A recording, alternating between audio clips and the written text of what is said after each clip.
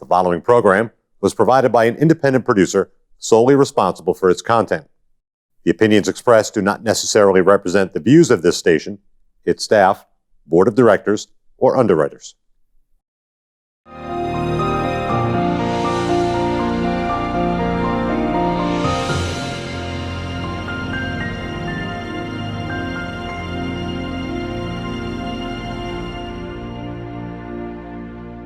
Hello and welcome to the People's View. My name is David Schoneman. I'll be your host on the program today. On People's View, we take a look at a number of issues that are important to folks here in New Hampshire and here in Nashua in particular, as we're based in Nashua.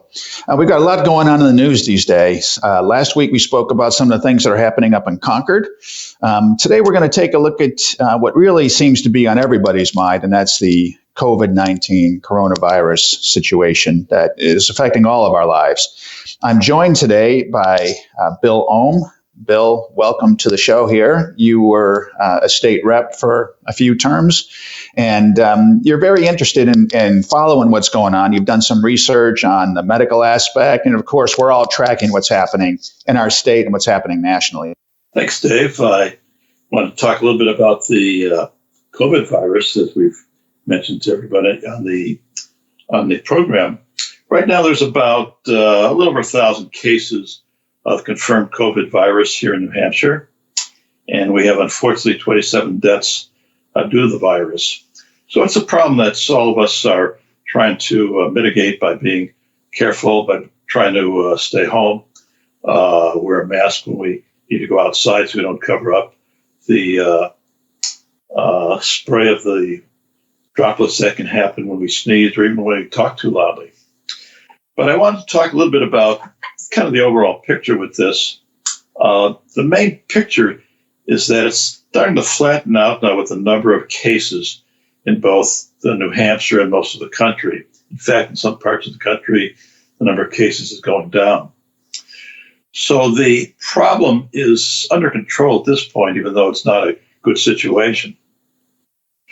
The media tends to overplay a little bit some of the downside of this virus, of which there's plenty, but the downside seems primarily limited to those of us who are in a high-risk area. And what's a high-risk area for this virus? The main problems are somebody with an immune system problem, somebody with lung problems. Turns out obesity is a big factor in being vulnerable. And by far and away, the biggest segment of the market are the folks over 60. And generally what seems to be happening is that if you're someone impaired by your immune system or by your lungs, and you're getting old, so the parts are starting to be stressed a little bit, this will put you at the high risk for contracting the virus. Now, most of the people who do contract the virus don't even know it, or you get a mild symptom. But 85% of the population with the virus has maybe a mild cold or no symptoms at all. And this was kind of interesting when I read an article in the New York Post about Massachusetts. And the New York Post article talked about the high level of coronavirus traces found in Massachusetts wastewater at levels far higher than expected. So I said, well, that's interesting. So you have a situation where a lot of people appear to be at one point infected by the virus. And then as their body disposes of the virus, it kills the virus, we flush it out, goes into the sewer system. So all the remnants of this virus are now in the wastewater. But there's not a lot of people from these models who are actively affected. So that confirms the models that it's really a high-risk population effect and not so much for the general population. However, that puts a burden on us in the general population to be careful to not infect the people who are susceptible. So I brought a little prop with me today, Dave. I got a N95 mask. I serve in emergency management in the town of Chelmsford, Massachusetts, where I used to live 15 years ago. So we've been issuing these for our purpose when we're called out. And we're being called out right now. We have a tent up in Lowell, Massachusetts at one of the hospitals. We've been ordered to move that tent on Saturday to a different location where they can test healthcare workers. So we're all going to have these little masks on. But it's a kind of an interesting technology. If I could show it to you a little bit close up, the front of the mask has this little flap which prevents anything from being spewed out, and the inside of the mask has a second filter, so that anything that you're spraying when you're talking gets caught by the second filter as well as the main filter around the mask. It's designed to fit very tightly around your face. The inside is very soft cotton. It's got a little bit of a plastic membrane on the outside. These strings here are very taut. And if I'm going to model this for you for a second, I will.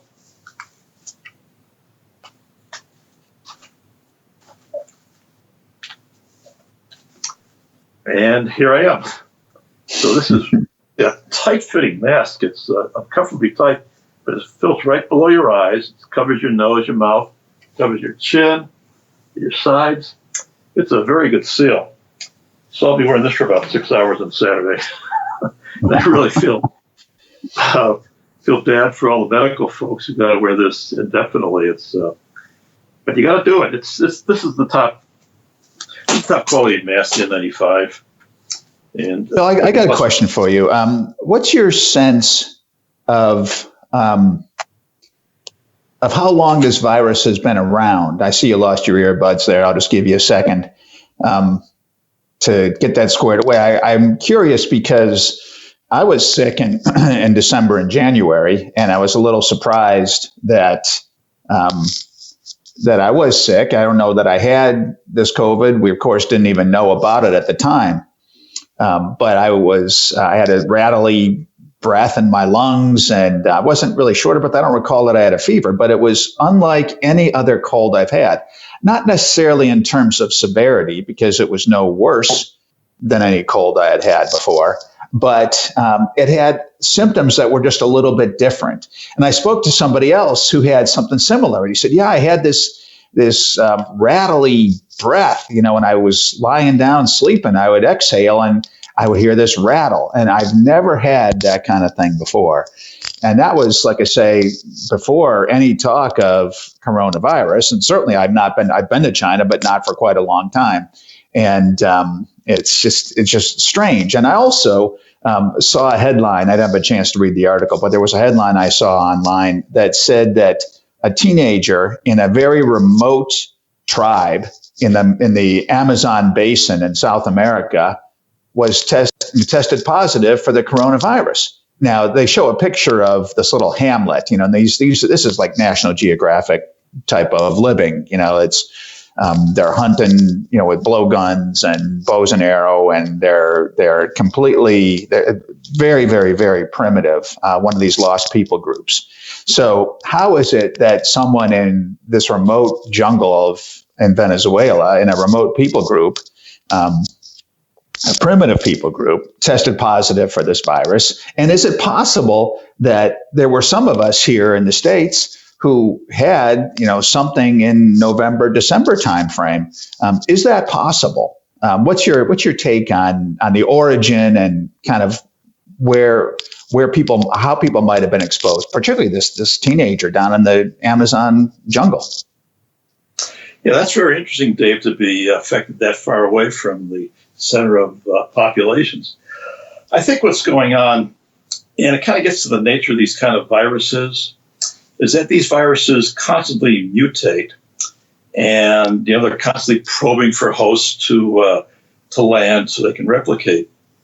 And maybe I should talk a little bit about just what is a virus, so that our listeners can be better informed when they think about this current situation. Now, we're living organisms. We, breathe and talk and interact. And if you get to the microscopic level, you get much smaller organisms. You get bacteria, single-cell organisms that kind of float around and replicate. They kind of just split in half again, and you get more little bacteria coming out of the bacteria. But viruses are not like that. Viruses are really like a mousetrap. They just sit there. They don't do anything on their own. They're not really alive because they don't need any nutrition. If you put them with a bunch of other viruses, they'll just kind of sit there like these little mousetraps waiting to spring. You could put them in a dish of sugar, and they won't drink it. They just sit there. So what a virus is, it's a mousetrap, and it's looking to latch onto a living cell. And what it does is like a mosquito, it injects a little bit of DNA into that cell. And what does that little DNA do? Well, it programs the cell to make more little mousetraps. So it takes over the business of the cell and orders the cell through its little code that it inserted to make more meat. And eventually they get a whole bunch of them made, and then the cell bursts. And all these little mini mousetraps go flying around to look for other cells to infect. So that's a virus. The pictures you see of the coronavirus are kind of interesting. It's an illustration, of course. So they show this metallic ball, looks like plutonium, the little red tentacles coming out. That's a colorized version of it. But it does have these little grabbers on the edge of it, which will fit into a cell, break the membrane, and inject the DNA just like a mosquito does. So the virus itself, this one's fairly easy to kill. You can break the skin of this virus, even though it looks very horrid. It's very easily broken. You can break it with Clorox. You can wipe it down. It's a fairly fragile virus, but there's so many of them lying around. And if one of those little buggers can land into a living cell that you have and infect that cell, then it can propagate pretty rapidly. So the origin of this stuff is in China.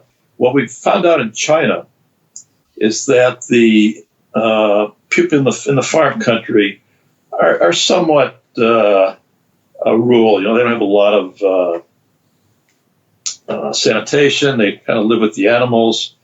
They tend to eat exotic mammals. In fact, the origin of this particular virus came from bats. So some of the folks in Wuhan like to eat bats, and they ate bats with this virus, and that virus got into them. And then it replicated in the humans, and then it became available to other humans to be blasted out. So the trick with these viruses is that they're tricky. They, most of them you get killed off, but they can adapt the outside skin to affect different environments. So you kind of got to keep knocking them down and knocking them out, because if they mutate and a strain becomes dominant, and that's works against the protections that everybody has, then it can infect us. And I should also mention that we all have built-in protections for bacteria and viruses. It's called the immune system. One time when I was a little kid, I thought, there's going to be some bug coming out that's going to kill all of us. Well, maybe, but it's not quite that easy. So the way our immune system works is we have a general purpose detector, our T cells in our body, and we like to sniff around for things that are not our DNA. So if there's cells that are not ours, our immune system wants to kill them. That's a problem with transplants, for example. Back when people first had heart transplants, you could do mechanically a terrific surgeon job, could do a beautiful heart transplant, but then after a couple of weeks, the body would reject it. So then anti-rejection drugs were developed, particularly cyclosporine, which would calm down the immune system to let these people with transplants, heart transplants, liver, kidney, live, because your body's immune to that foreign substance, that a foreign tissue is slowed down. Now it makes you more vulnerable to other foreign tissue like viruses. So the body itself is designed to look for things that are not their DNA and destroy it. So we have a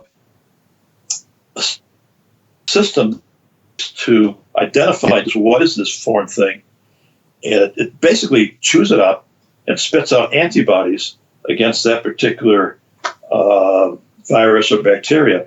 And then over time, these antibodies multiply, and in a big war against bodies of virus versus antibodies of our body, the antibodies of the body take over and they knock it out. And then they spew it all down the drain, and that's what happened in Massachusetts with the coronavirus detector.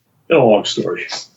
Well, it is kind of interesting that it seems that far more people have this than have been diagnosed with it, as evidenced by what's in the wastewater, and by the fact that at least in some cases, a lot of people who have been tested have no symptoms at all. They're asymptomatic, and they really don't even know that they're carrying this thing. So clearly, it seems to have an ability, or get it more. Some people are more vulnerable than others. I'm kind of curious about the whole shortness of breath symptom. What does this virus? How does it affect one's breath? Is it that these cells are exploding at a very rapid rate and your lungs get congested? Or what is happening that causes someone to have a cough from this, or to have a shortness of breath? And in the end, I mean, unfortunately, clearly, there's a lot of people that are dying in America from this. I think the number is 24 or 25,000 now, if I'm not mistaken, nationwide. How does this result in death to that person? Is it? I know that someone's immune system is compromised, but what actually happens? Yeah, that's a great question, Dave, because the respiratory action is usually what causes the death in these individuals. First of all, I'm not a doctor. I just read a lot, and here's what I've been learning from smart people who know this better than I do. I'm just trying to summarize as a simple person trying to analyze a complicated problem. So what appears to happen is when you're breathing these droplets of virus, people sneeze, it launches the droplets. It can get into your mucous membranes, your nose, your eyes, your mouth, your lungs. And it acts a little differently depending on where it lands. So if it goes into your lungs, you've got a lot of mucus in your lungs to kind of flush things. But sometimes, it can attach to something. And poke that little, bring that mousetrap into a cell in your lung, and not be thrown out quick enough or flushed out by the natural action of the lungs breathing. So, if it gets settled into a lung, then the lung reacts to that, and you get inflammation in the lung as it tries to kill the foreign invader, the virus. But sometimes when you get an inflammation in the lungs, you can get a fluid buildup, which starts to coughing. And then the coughing, if it doesn't get rid of it all, can lead to a secondary infection. And this is where pneumonia can kick in. So the virus is in your lungs reacting to it, you get a fluid buildup, the fluid's not getting ejected.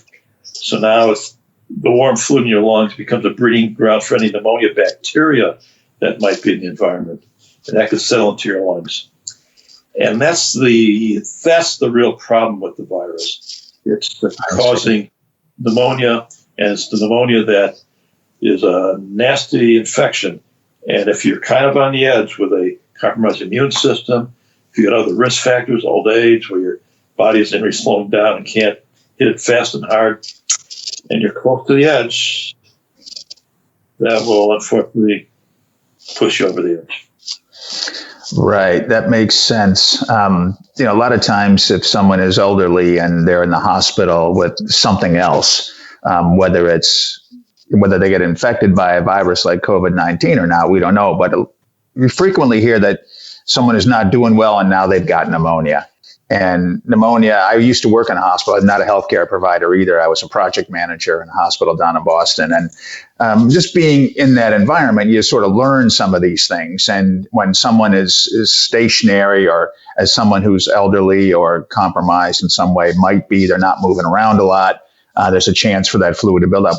Some of us may have, and younger people may have, what is called walking pneumonia, where they have this infection, but they're up and moving around. And because of the movement, their body is better able to fight it.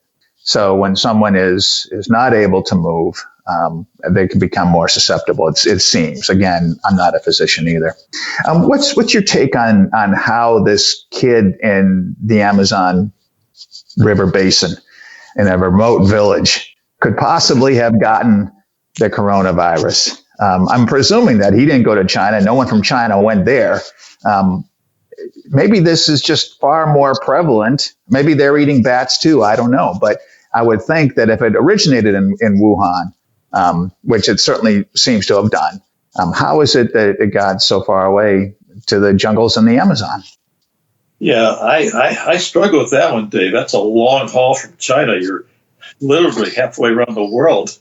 And you'd think there'd be some trail of this virus from China on its way into the Brazilian jungles with some infections around it. So it might just be another pop-up, independent of the Chinese pop-up. You've got lots of variations of animals in the jungle. It's a huge diversity, especially when you're near the equator. You've got warm climates. You've got great habitat for all kinds of exotic species, and maybe something popped up there with a virus somehow. Yeah. Let me ask you something else. There's been talk more recently. It came out in the beginning. This talk about the virus lab in Wuhan, and not a military lab, but a lab where someone is studying. And apparently, in the last couple of years, U.S. has been involved because this is worthwhile research. It's not a military research facility. It's just they're just studying viruses, and there have been a number of viral outbreaks from China, SARS and MERS and all these kinds of things, or SARS particularly. But now there's some talk that maybe this really did somehow leak from this lab, because some of the emails or memos that came out a couple of years ago from U.S. observers said that the protections at this particular facility are woefully inadequate. Do you have any thoughts on whether this might have originated in a lab? Well, it's possible, but I think the evidence we have was that they do eat these exotic mammals in China.